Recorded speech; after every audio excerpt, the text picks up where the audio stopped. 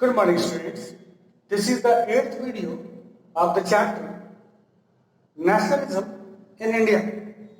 And in this video, we are going to discuss limits of civil disobedience movement.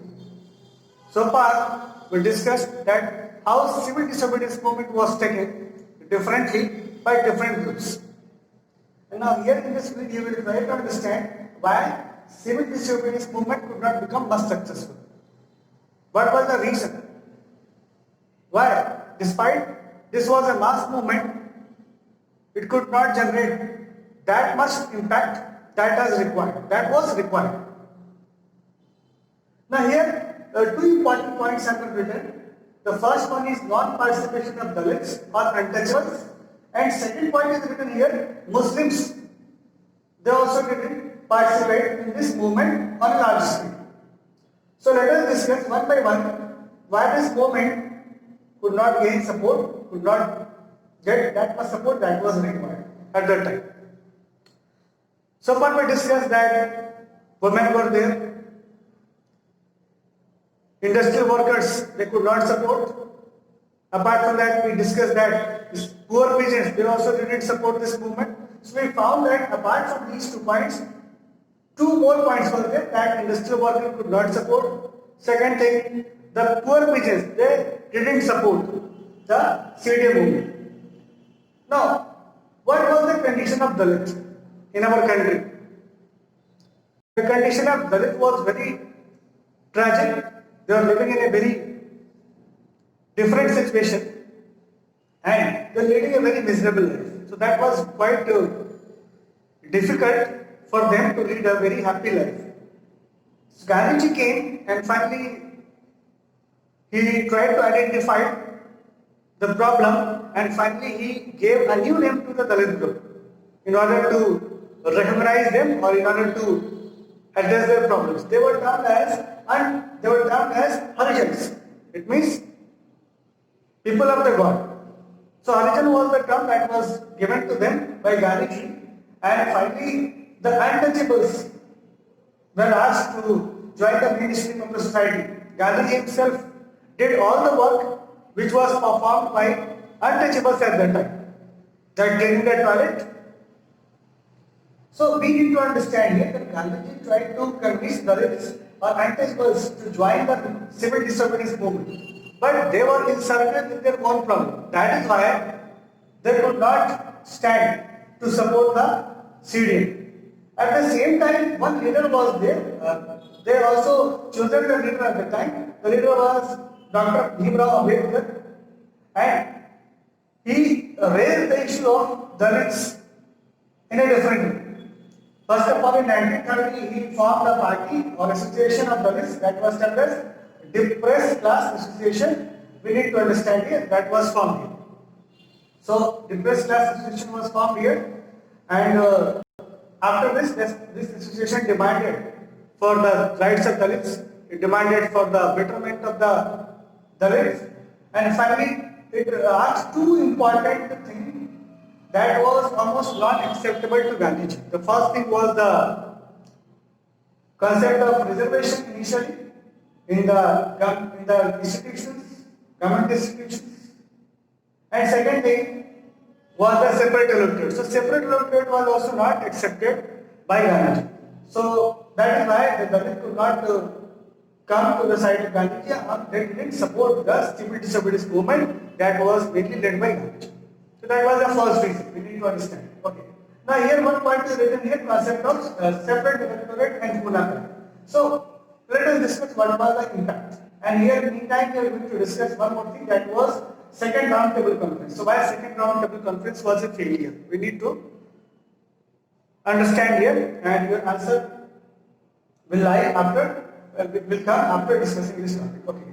Now concept of separate electorate. So what was the concept of separate electorate? Before that we have to understand that as per the Gandhi impact, Gandhiji was invited to attend a round table conference in London. So in London, round table conference was organized in which Gandhiji was invited. So Gandhiji visited round table conference, and when he approached a round table conference, when he attended the round table conference, he became surprised because the Congress The Congress members were also invited. Apart from that, many other groups were also invited. Like Baba Bhimrao Ambedkar was invited as a representative of Dalit group. Similarly, females were invited was as a representative of female group. Similarly, Hindus were also invited as a Hindu Sabha. So having this Hindu group, Hindu group was also invited. So Gandhiji got surprised when he understood the trick of Britishers.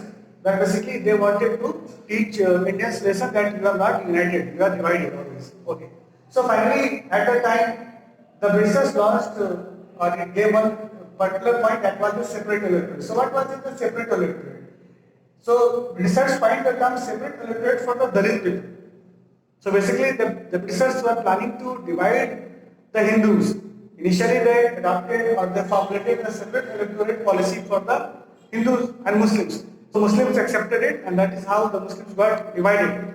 But later on, in the second Continental Conference, the same concept was coined for the Dalit. So, and Gandhi understood that this was a trick. This was a trick to divide Hindus. Got it?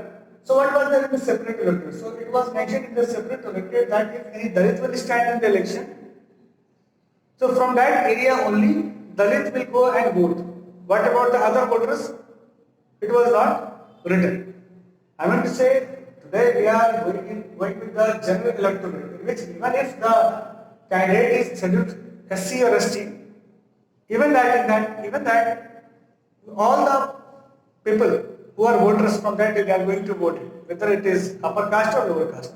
But in a separate electorate, if the contestant or the person who is going to contest the election is a Dalit people, then voters will be also Dalit. So that was the difficulty, because in that case, the divide and rule policy would have worked.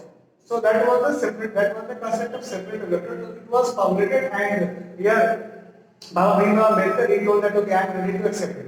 But finally Gandhiji left because he got dissatisfied and he moved out from it. He returned empty-handed from the Round Table Conference, and again he restarted his civil disobedience movement.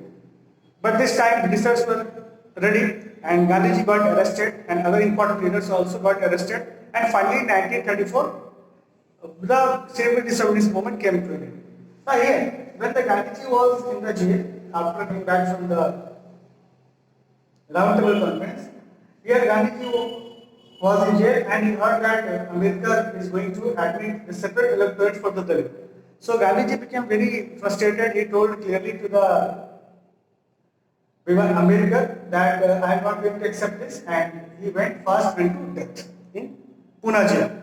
So he was in the Pune jail, and at the time Ambedkar thought that it is not a good thing, we should visit Mahatma Gandhi. So Ambedkar visited Mahatma Gandhi, and finally between the Ambedkar and Mahatma Gandhi, a pact was signed. That was termed as the Pune Pact in 1932. So according to that pact, the Ambedkar became ready to leave this concept of separate electorate, but in his place, he demanded, or Gandhiji gave him, the reservation in central legislature and provincial legislature, provincial council, right? So that they could get more representative from the Dalit class in the parliament or in the council.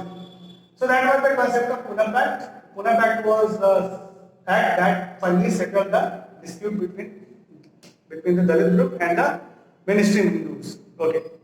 Now, what was the concept of Muslims? So Muslims also didn't participate in the CDM because we need to understand that after 1920s only the rift between Hindus and Muslims it elevated, and finally the Muslims were separated. And particularly under the leadership of Muhammad Ali Jinnah and other important Muslim leaders, although at the time many Muslim leaders were inside the Congress, but the impression was given to the rest Muslims that Congress party is more inclined towards Hindus radicals, particularly the Hindu Mahasabha. So these parties were having, or it created this deep impact. So finally Muslims also got separated, and the seed of separate electorate also got erupted here, and finally the Muslims were separated, and also they didn't participate in the civil disobedience movement.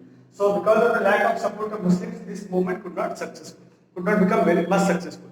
As we saw in case of Khilafat movement and the non-cooperation movement, Muslims supported the non-cooperation movement. But in case of CDM, Muslims didn't support it. So that was the main problem. Okay. So here we saw that why the movement became unsuccessful, why the movement could not gain that much success. So it is nothing but the limits of civil disobedience movement. So thank you so much for watching this video. Thank you so much.